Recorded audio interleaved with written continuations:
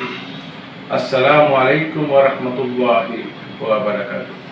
আমরা একটা ঢাকা উদ্যান এই ব্লক 3 নম্বর রোডে আমরা জিন্নাত টাওয়ারে 8 তলায় একটা কাজ করেছি, কিচেন ক্যাবিনেটের ইন্টেরিয়র কাজ। তো আপনাদেরকে আমি একটু দেখাই।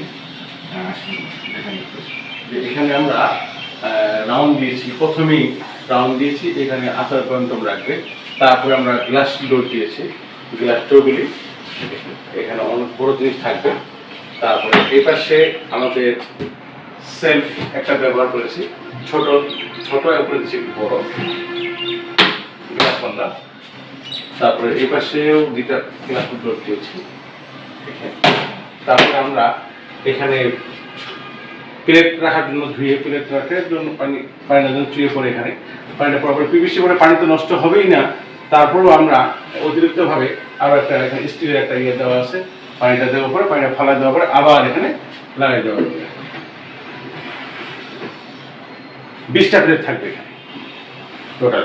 তারপরে আমরা এখানে আরেকটা আধুনিক একটা ড্রয়ার দিয়েছি, এখানে চামিচ টামিচ সব কিছু রাখা যাবে।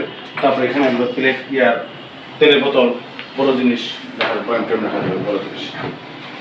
তারপরে এই যে আমরা যে ইয়াটা দিয়েছি, নেট দিয়েছি, নেট ব্যবহার জিনিস নষ্ট না হয় তার জন্য আমরা এটা ব্যবহার করেছি।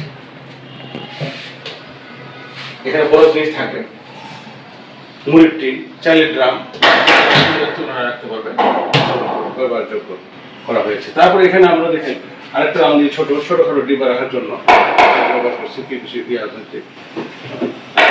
তারপর আমরা এই পাশে, তো আমরা এখানে